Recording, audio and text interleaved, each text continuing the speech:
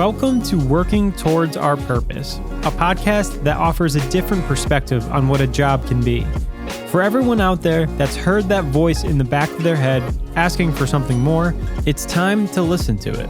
I'm your host, Gino, and join me as I interview people who have decided to work in their own purpose. Together, we will learn, become inspired, and hopefully find our own path towards working in our purpose. So joining me today on the podcast is Trevor Huffard, who is co-founder of Boxx, which is a startup that creates prefabbed work-from-home pods that are installed in your backyard.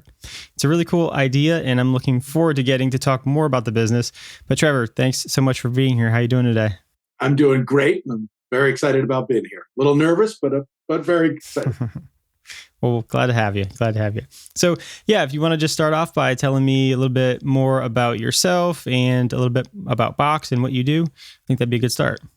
Well, so Boxx is a very early stage startup company that we thought about kind of, mid-pandemic. So it's definitely driven by that. So many people working from home.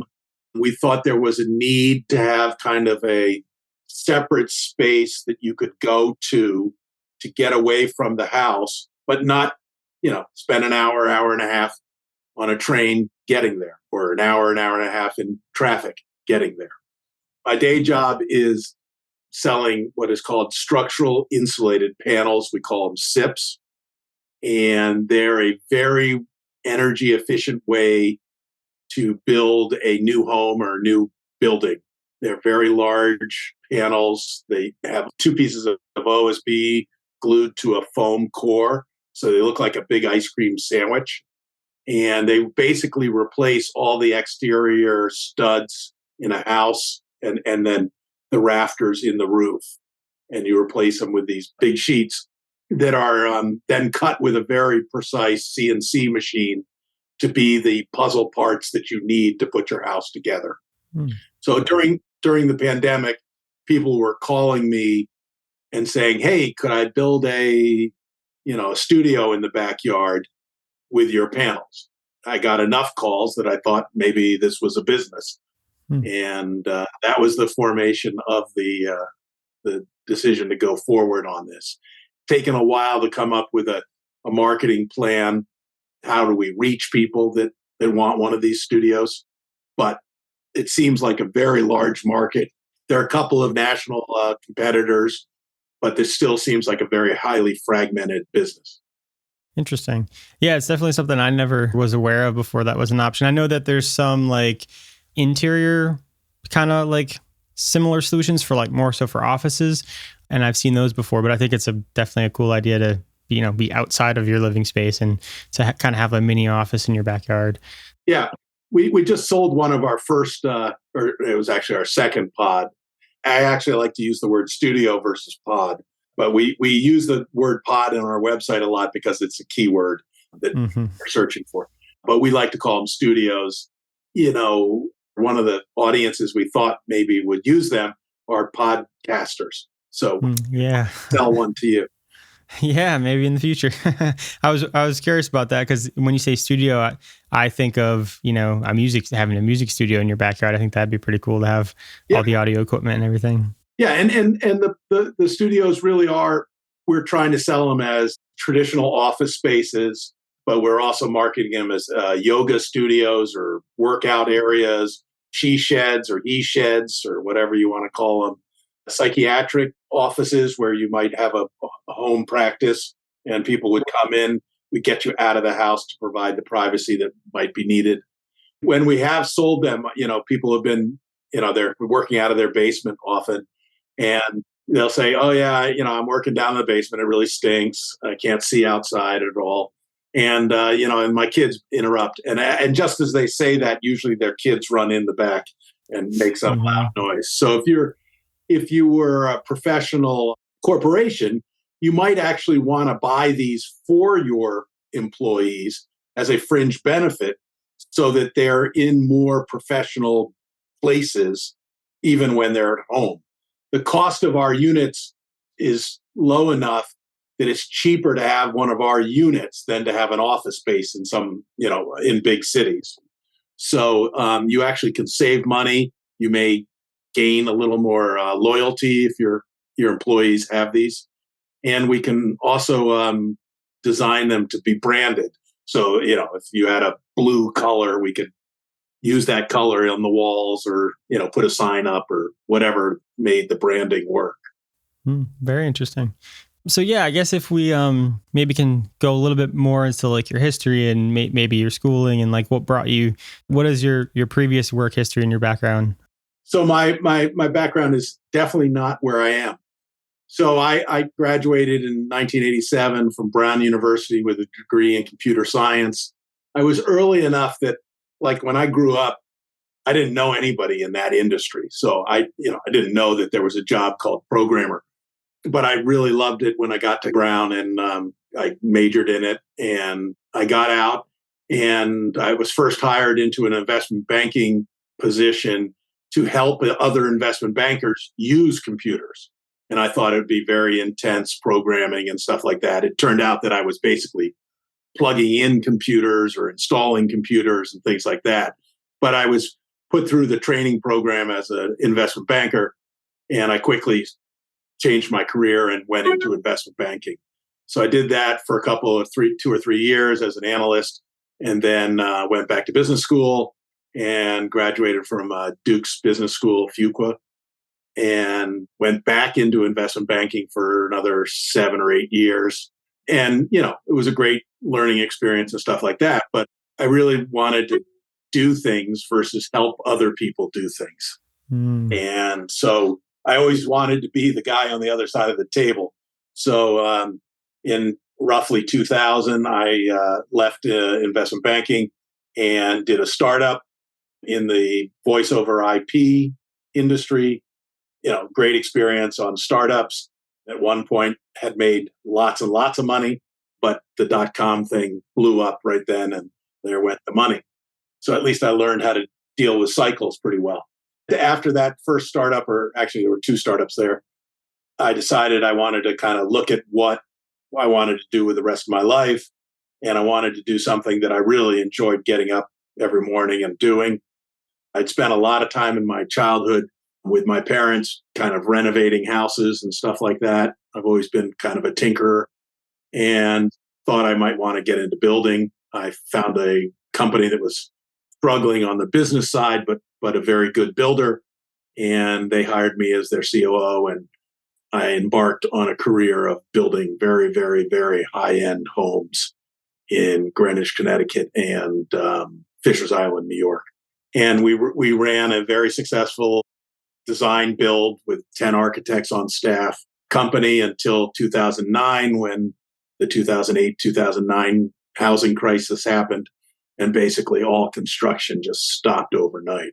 So at that point, I had to recreate myself again, and I joined a startup company that was building kind of very green, very innovative, modular homes that you could build almost 100% in the factory, fold them up, put them on the truck, ship them across the country, and then unfold them. And, kind of 5 days later, the owners were ready to paint and move in. And that was just kind of revolutionary on, versus the very high-end building where everything, we massaged every piece of wood and stained it. Everything was perfect. This was really thinking about how do you manufacture a home, standardize it, and then make it deliverable. It was a great learning experience. In that process, I learned about structural insulated panels. I then bought a structural insulated panel company down in Texas and tried to make that work. That lasted for about 3 or 4 years.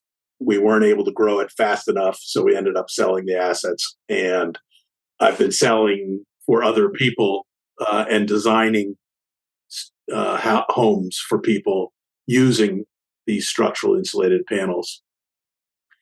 And that led me to thinking about prefab building a lot, what I call precision building, where we really design every bit of it in 3D typically. So every screw, every nail, every wire, is typically pre-drawn into whatever structure we're building. And that's what we did at the startup Modular company. And so every decision was made virtually before we then executed in the real world. So one of the keys to Boxx is that soon we think we'll be able to, every part that we're putting into the module will be a precision part versus a craftsman built piece of wood that has been whittled into the right shape and connected very carefully. It'll be more like assembling a car or other manufactured goods. And we actually may be able to use robotics to build these things. So we've already simulated taking these large panels and, you got a pile of these panels and you pick them up and put them together and it builds the box that is our basic design for our company. So I would expect in 2 years or 3 years that we'll be fully automated in our manufacturing facility. So it sounds like you've had a interesting kind of turn of career events, and I'm curious to know because I'm similar in my corporate background is kind of very different from what I do now. Was there things that you like appreciate from your undergrad degree and things like transferable skills that you've used to be able to kind of leverage new positions? So everything that I've done, I've kind of looked at it from a computer or automation kind of a point of view. Is even when I was doing finance, how do we make an Excel or Lotus spreadsheet at that time? How do we take that and make it really robust, fully automated? Giving back data in a better way. Back then, nobody had iPhones or anything like that, so just getting stock data and then downloading it from some online source was a creative thing. Nowadays, everybody can get any stock price anytime, all the time. So it's always been that. Once the computer, 3D modeling came out, I've basically been, self-taught how to use 3D modeling software. I've now written programs that are part of the 3D model that you can, take a stick frame drawing and then fully populate it with the structural components. Interesting. I did a little bit of 3D modeling when I went to engineering school. I thought it was cool, but I never, once I got into the working force, similar to you, I was basically making presentations and not really doing any engineering. You said something about, being able to work with your hands and that kind of inspiring you to maybe go into a specific direction. I find that similar with myself. In high school, we had a very robust shop program. So I really got like a chance to learn how to weld and to use mills and lathes and stuff like that. And we had a construction class. So I really enjoyed that stuff in high school. But then once I graduated, I never really got a chance to do that sort of thing anymore. So can you talk to me about a little bit how you are able to use your hands more and how that inspires you to do the work that you do? Yeah. The great thing about startups is you get to kind of get to do everything once or twice. So recently we've been putting together these models or designing these structures for the Boxx. And, on the weekends, I will go down in my workshop and put something together as a mock-up. I'm not the world's greatest carpenter, but I can figure it out and make sure that it actually works, even though we've drawn it in 3D. So I get to do some of that because I'm the corporate structure at this point. There's nobody else yet to do that. And then even when you get a little bigger, you're often going out and working with guys that are really doing the work. And that's kind of been awe-inspiring for me too, is to get to work with guys that maybe haven't had the education benefits that I've had, but are truly gifted tradesmen and really know their stuff. And to go out and design something and then have their input has been a huge value driver for me. So just that experience of working with people that really know a trade has been a very exciting part of the thing. I also grew up with a lot of wood workshops in houses, and my grandparents had a big workshop with lathes and drills and bandsaws and things like that. So neat. That's awesome. So Can you talk to me a little bit more about how you got into kind of startups? Because you did mention that you had some previous startups before Boxx, Yeah, right? unfortunately, I've had too many. Again, they're just, you get to create. I constantly want to be kind of creating something. I'm not very good at keeping the books every day, but I'm really good at setting up how to do the books, figuring out processes, or at least eliciting Mm. experts to help me figure that out. So startups are just a great place to just be creative every day. You're learning, if you're designing a new way to build a house, it's just every day you're learning something new. And that's what's really kept me interested in always trying something new. It makes it very difficult to go back to a corporate kind of place where you might be doing one thing for the rest of your life. Mm-hmm. For sure. And I guess off of that note, maybe the work-life balance part of it. What does success look like to you as far as like a startup being successful? Is it just, sales and that sort of thing? Or is it also, balancing doing creative things and the work-life balance part of it?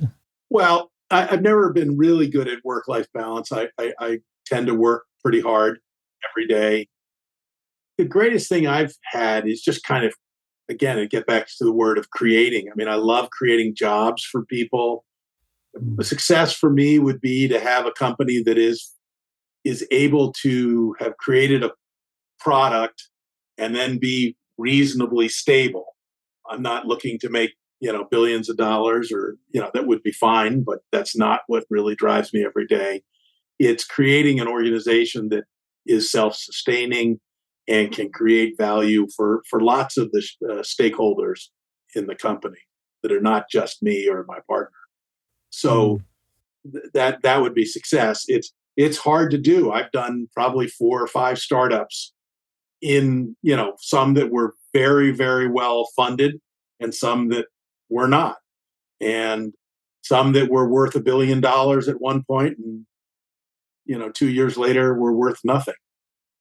I've probably done 5, and I don't know that any of them are still functioning. That doesn't mean that they didn't run for 5 or 10 years and have great success, but they tend to be kind of cutting edge and either get acquired or bought out, or the technology went away or whatever. The first one I did was a telephone startup that did voice over IP internationally.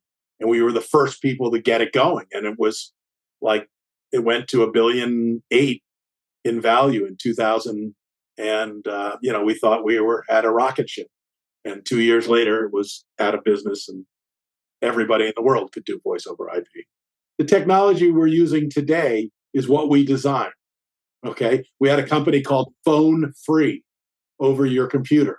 You could call anywhere for free. The problem was that it didn't have a really good revenue model because it was free. Right. Interesting. That's got to be a wild cycle of the highs to the lows. How do you like deal with that? It's been difficult. I mean, my career, I'm not sure, though I've enjoyed every minute of it, or many of the minutes of it. It has not been a steady course. It has not been incredibly stable.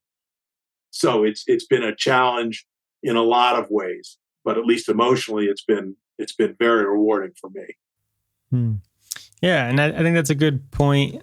In contrast to at least my previous corporate job of the very stableness of it, and you get the paycheck no matter what even gets accomplished, really. But the trade off being maybe you get to do cool things and you get to work on things and experience the highs and the lows and kind of learn from them. Has there ever been a job where you did have like that stability? Well, for the first 10 years of my life, I was an investment banker. So, you know, lots and lots of stability, lots and lots and lots of hours. So, very intense.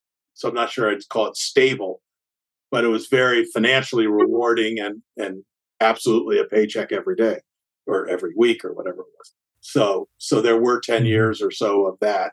It was, 100, hours a week on a regular basis. So it wasn't loads of fun or You were always tired. You were always pulling all-nighters, and you were rarely going out to happy hours with your buddies.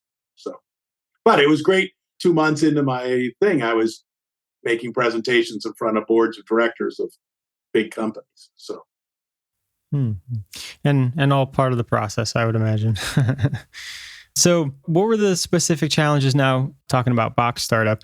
What were some of the specific challenges you had with creating that company, and especially, in the midst of a pandemic? so I'm pretty good at the operational side of these kind of businesses, the design side, how to make things go together, and the physical part of it. The marketing has been very difficult. How do you find somebody that wants one of these things in their backyard? It's a needle in a haystack. Now, there are lots of needles, so we think that there's an opportunity there. And right now we really started kicking this off kind of late last year. So we've been working on it for 3 or 4 months on the marketing side. And we're starting to see some more traction on our website and stuff like that. But that's been the hard part. And that's been I think that's the hard part for any business is how do you sell the great solution that you've come up with? There are way more products that are great than there are that have been able to be sold. Having the idea is almost, the least important part. It's how do you find people that might want what you're selling? I think there's a chance you might interview my partner. She's got the unenviable job of trying to figure out a marketing plan to get out there and reach people. And so far, she's done a great job. A month after we'd spent a couple of, a year or so trying to, wing it. And then she joined us as a co-founder, and it's going very well so far. It's still very early. Hmm. So when you first started, were you the only founder, and then you kind of brought her on as help, or? No, I had an initial partner who thought he had the time to come up with an idea of how to market it. And in the end, he was just too busy, with a very dynamic career of his own to spend the time to do it every day and stuff like that. So after a while, he bowed out. He's still a partner, still a shareholder of the company, but he's not helping us run the business on a day-to-day basis. And that's another, difficult thing when you're a startup is finding coworkers and partners that you may or may not have known at all, but you need a skill, and you need to find somebody that you can rely on. And took me 6 or 8 months to find my current partner, and she's spectacular and is a 50% owner of the business with me. Hmm.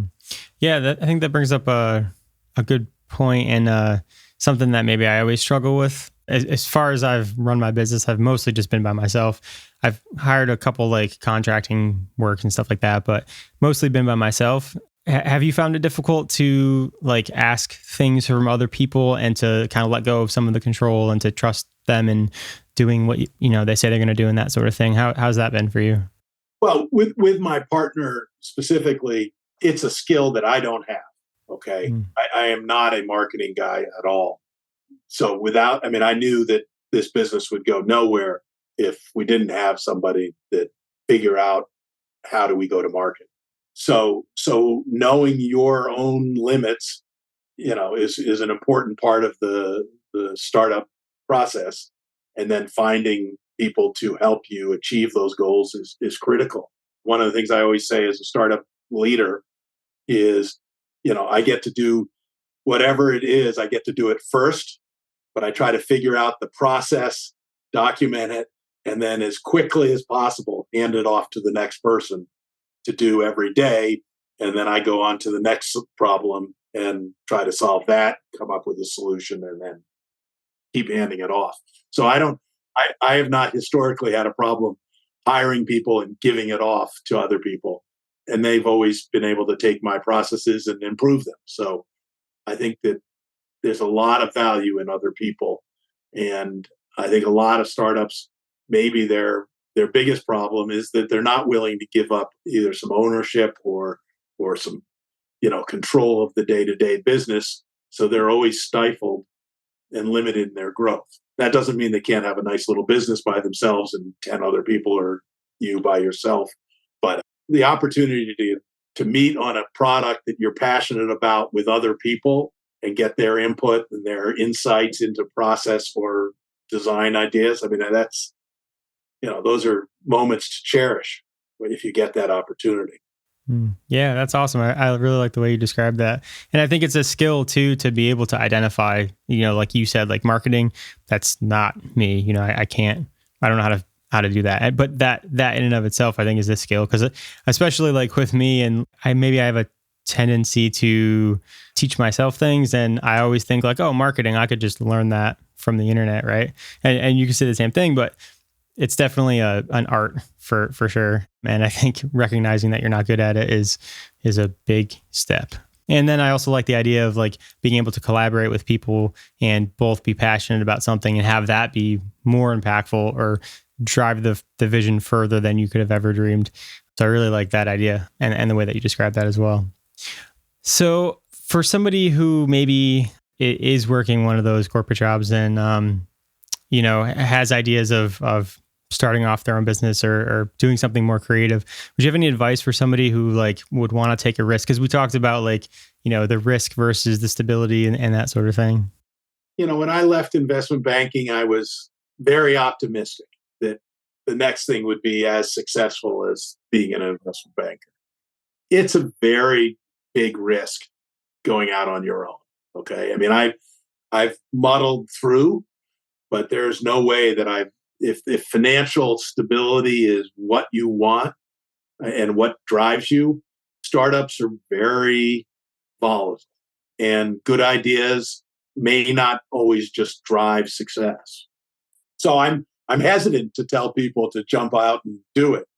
If your life is more about what you're doing versus what you're getting paid to do, then being a startup is great fun and can be financially rewarding if it takes off. There are a lot of startups these days that are, technology based, where the scalability is, 0 to a billion very quickly. But many of the startups that most of us fall into are going to be, if we did 100 of these boxes a year, that would be a huge home run for us. So do you have any mentors that you've ever worked with, or people that you've looked up to, or, certain people like that in your life? It's been probably 20 years that I've been kind of working either as a leader of a startup or by myself. So I haven't had a lot of mentors, which is probably something that's been lacking. One of the startups, we had a CEO that was great vision, great motivational skills, and a real delight to be around. That only lasted 2 years, so he wasn't a mentor for long, but a very motivating guy. Otherwise, the real joy that I've had to work with are trades guys or plant operators. I owned a small company down in Texas where we had a huge CNC, $100 million piece of equipment. It was 100 feet long and, ran on railroad tracks. And, I hired a guy that had no skills, no education, no background. And within a month, he had set up the machine and was running it and maintaining it beautifully and, cared for it as if it was his baby. So people that do everything they can to do their job well and are really dedicated, no matter what that job is. If they're out sweeping the floor, but they do a really good job at it, that's what I really love to see and work with those kind of guys. And, cleaning up a facility is just as important as running it well or making the product. Every job is critical. So to be able to find people that do whatever that job is and really take it to heart, is a sheer, it's lots of joy to see that happening every day, especially in a company that you may have helped create. And to create those kind of opportunities for people is really fun.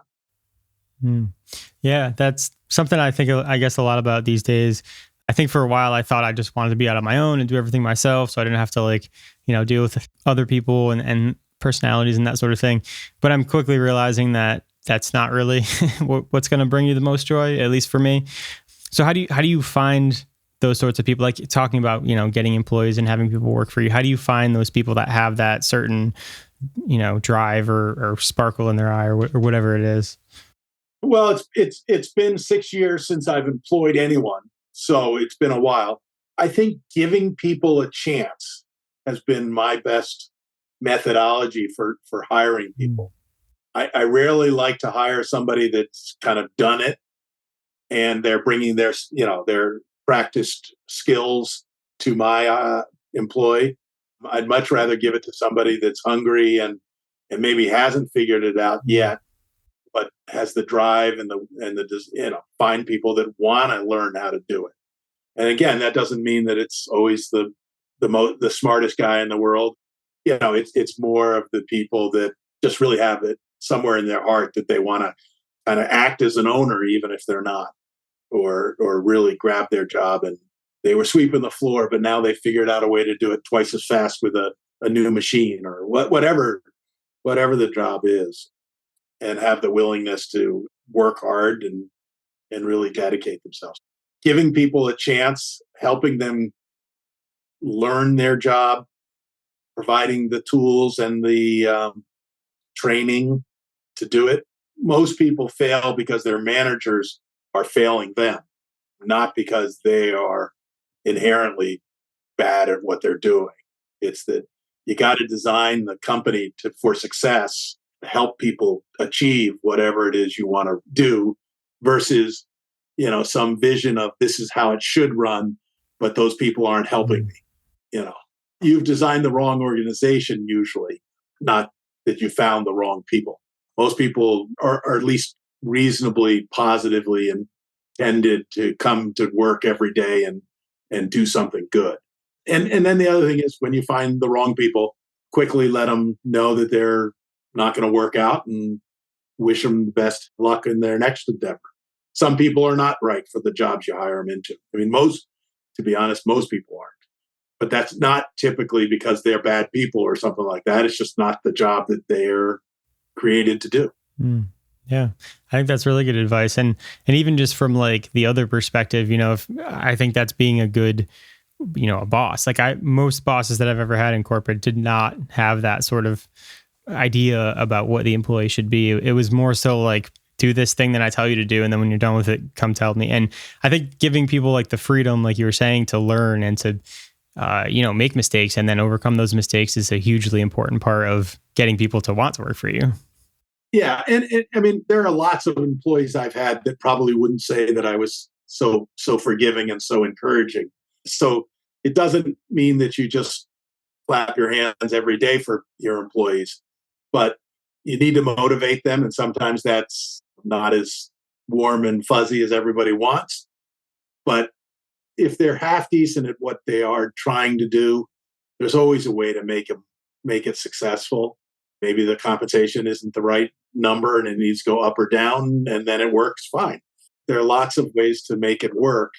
In the end, you do need to get stuff done. And sometimes there are rules. But I do think that, there are lots of big companies today that, they're failing because the management is leading them in the wrong direction. And I don't have a big successful company, so maybe I'm leading in the wrong direction. But I'm hoping to find the right one, and that's part of every day getting up and designing the right path, or trying to design the right path, and then getting people to help you figure it out. Yeah. No, I think that's really a good way to think about it. So yeah, as we're kind of coming to the end of our time here, I did want to ask you what's next for Boxx, and what do you see in the future, and what do you hope to accomplish? So we are very early. We've sold our second unit. We'll be installing that in 6 or 8 to 10 weeks. It's really been encouraging to get all the details, ironed out so that we can actually move forward and do that. So what we're really focused on is the marketing side, and how do we reach people and let them know about what we're doing, and then helping them sign up and move forward.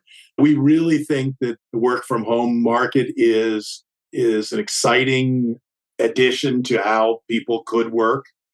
We're not necessarily saying you need to never go into an office, so the hybrid work is there. It's amazing in the Northeast around the metropolitan area of New York. People are spending 2 to 3 to 4 hours a day on trains and cars and stuff like that. That is totally non-productive. And when you're working 8 or even if you're working 10 hours a day, 2 to 4 hours is a big part of your day. And I don't know how, even if the water cooler is an incredibly dynamic place for you to motivate your employees or learn new ideas or whatever, to come up with 2 to 4 hours of productivity around the water cooler is a lot. One of the things that's been kind of behind most of my building in the last 10 years has been energy efficiency. Most people drive their cars most of the time. It's just commuting. And if you can eliminate that, the tons of carbon dioxide that you're not putting out there is really very large. So commuting is a very large part of our impact on the environment. So just preventing that and then bringing dollars home. We now all, if you're working from home, you're buying lunch at home every day instead of, going into the big city and buying lunch there, which is a bummer for them. But it's great to have a community that you kind of see people more often just because you're, at a restaurant locally or you're at the grocery store or whatever it is. And, towns could use a little more infusion of people and business. So I think it's a very dynamic and I hope it isn't viewed as a kind of I go off on my own and I never see anybody kind of a thing. If we had more people doing it, we all could have lunch with those people locally. Yeah. No, I never really thought about it in that way before, but it's more so bringing the, where you're living community up versus like traveling to somewhere and then finding community. It's finding community at home. So I like that piece of it. Yeah. Right. Well, so yeah, where can people find more information about Boxx? We have a great website at boxx.work, WORK, which is a little of an unusual URL, but hopefully it'll be something that you can find. So we'd love to see you there and call us anytime. Our direct cell phones are on there. We'll pick up the phone anytime you call. Awesome. And we'll leave a link to your site in the show notes so people can find it who are listening to this. And thank you so much for your time and the conversation. And I wish you guys the best in the future. Well, thanks for asking the questions and thanks for giving me your time. Thanks for tuning in and listening to Working Towards Our Purpose. If you like this episode, please share it with a friend and don't forget to subscribe for more episodes.